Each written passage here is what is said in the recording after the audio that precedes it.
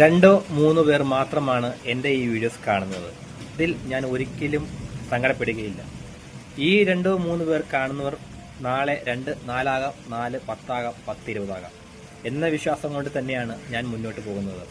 ഈ മുന്നോട്ട് പോക്കാണ് എൻ്റെ വിജയത്തിൽ ഇതുവരെ ഞാൻ എത്തി നിൽക്കുന്നതും ഇനി മുന്നോട്ടുള്ള യാത്രയിൽ എന്നെ തടസ്സമില്ലാതെ കൊണ്ടുപോകുന്നതും. അപ്പോൾ നിങ്ങൾക്ക് എൻ്റെ വീഡിയോസ് ഇഷ്ടമാണെങ്കിൽ ലൈക്ക് ചെയ്യുക, ഷെയർ ചെയ്യുക, സബ്സ്ക്രൈബ് ചെയ്യുക, എന്നെ സപ്പോർട്ട് ചെയ്യുക. എൻ്റെ യാത്രകളിൽ നിങ്ങളും കൂടെ ഉണ്ടാകും, ഞാനും കൂടെ ഉണ്ടാകും. എൻ്റെ എല്ലാ പ്രിയപ്പെട്ട കൂട്ടുകാർക്കും ഒരിക്കൽ കൂടി ഞാൻ നന്ദി പറയുകയാണ്. കാരണം ഇന്നത്തെ ദിവസം നിങ്ങൾ എനിക്ക് തന്ന ആശംസകൾ അത് വളരെ പ്രാധാന്യമുള്ള ഒന്നാണ്.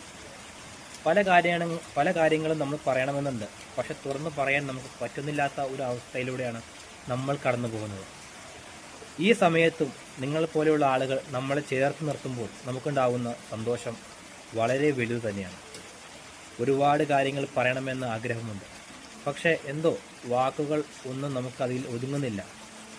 എവിടെയോ താളം തെറ്റിപ്പോയ ജീവിതം എവിടെയാണ് എന്ന് കണ്ടെത്തുവാൻ കഴിയുമ്പോഴത്തേക്കും പലതും നമ്മുടെ കയ്യിൽ നിന്നും വിട്ടുപോയി കഴിഞ്ഞിരിക്കും. ഇത് പറയുന്നത് വേറൊന്നും കൊണ്ടല്ല, ചില സമയം നമുക്ക് സന്തോഷം നൽകുമെങ്കിലും മറ്റു ചില സമയങ്ങളിൽ നമ്മൾക്കത് ദുഃഖമായി മാറും. ഇന്നെനിക്ക് നല്ലൊരു ദിവസമാണെന്ന് ഞാൻ കരുതുന്നു.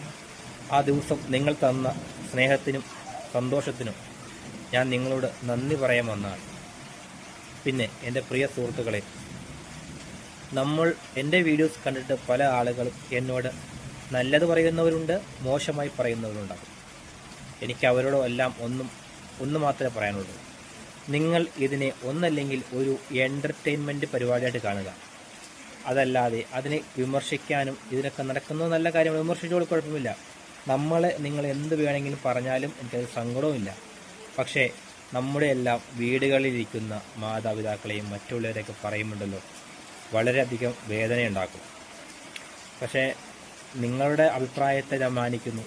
നല്ലതിന് നമ്മൾ എടുക്കും, അല്ലാത്തതിനെ ഇതിലെ കേട്ട് ഇതിലെ കളയും, അത്രയേ ഉള്ളൂ. പക്ഷേ ഒരു വാക്ക് പറഞ്ഞില്ലല്ലോ എന്ന് നിങ്ങൾ പറയരുതല്ലോ, അതുകൊണ്ടാണ് ഞാൻ പറയാൻ വന്നത്. പിന്നെ എനിക്ക് ഒരു വാക്കുകളൊന്നും കിട്ടുന്നില്ല, കാരണം ഒരുപാട് സന്തോഷമുണ്ട്. ഇന്നത്തെ ദിവസം നിങ്ങൾ ഒരുപാട് പേര് എനിക്ക് വിശ്വസ് അയച്ചു, എനിക്ക് നേരിട്ടും അല്ലാതെയും വിശ്വസ് തന്നു. നമ്മൾ ഒരിക്കൽ പോലും നമ്മൾ പ്രതീക്ഷിച്ചിട്ടില്ല ഇങ്ങനൊരു അവസരം. കേട്ടോ, നല്ല ഇടിവെട്ടുണ്ട്, പുറത്ത് ഭയങ്കര മഴയാണ്. ഈ സമയത്ത് മൊബൈൽ ഫോൺ ഉപയോഗിക്കാൻ പാടില്ല എന്നറിയാം, എങ്കിലും എൻ്റെ കടമ ഞാൻ തന്നെ തീർക്കണം, ഞാൻ തന്നെ പറയണം. അതുകൊണ്ടാണ്. പിന്നെ നിങ്ങൾ ഇനിയും നമ്മളെ സപ്പോർട്ട് ചെയ്യുക,